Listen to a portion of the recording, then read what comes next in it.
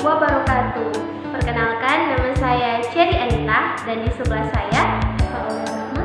Kali ini kita akan membahas mengenai mengidentifikasi komponen-komponen kurikulum untuk memenuhi tugas final mata kuliah dasar-dasar pengembangan kurikulum yang dibimbing oleh dosen pengampu kami, Bapak Ramadan.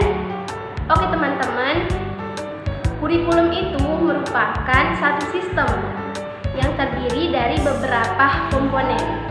Ketika salah satu komponen ini tidak bekerja maksimal, maka tujuan dari kurikulum bisa saja nanti tidak tercapai.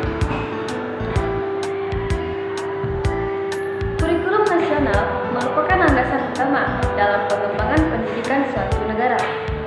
Dalam makalah ini, kita akan mengidentifikasi dan menganalisis komponen-komponen kunci dari kurikulum nasional yang mencakup struktur umum, standar kompetensi, materi pembelajaran, metode pengajaran, evaluasi pembelajaran, serta tantangan dan peluang implementasinya.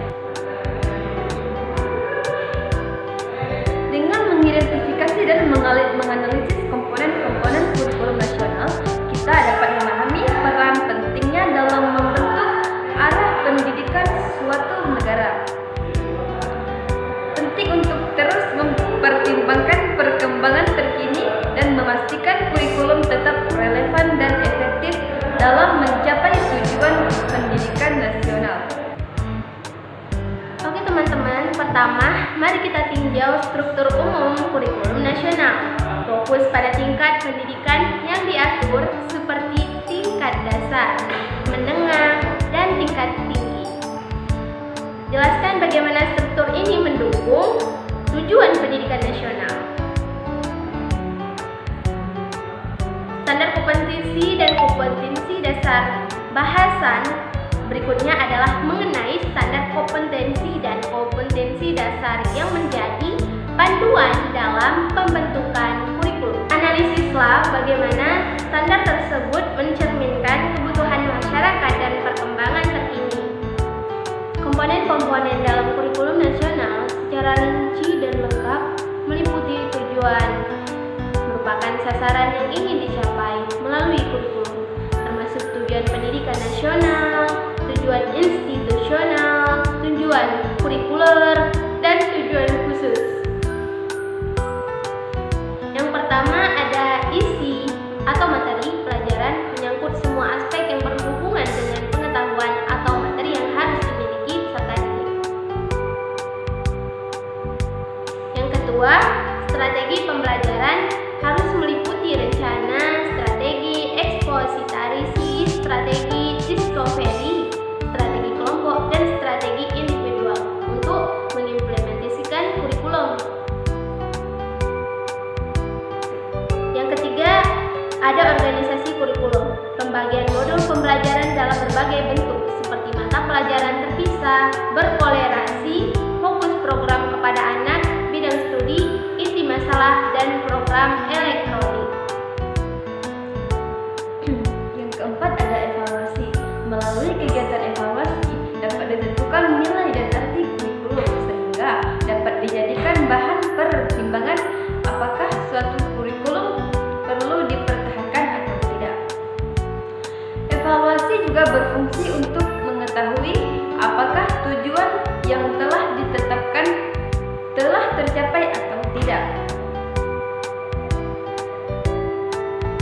Dengan memperhatikan keempat komponen tersebut, pengembangan kurikulum nasional dapat dilakukan secara komprehensif dan terencana. Komponen kurikulum nasional terdiri dari beberapa elemen yang penting. Menurut beberapa pakar pendidikan, terdapat 4 hingga 5 komponen utama dalam kurikulum, yaitu tujuan, isi materi, pelajaran, metode, strategi, organisasi, dan evaluasi. Komponen tujuan mencakup tujuan pendidikan nasional, tujuan institusional, tujuan kurikuler, dan tujuan khusus.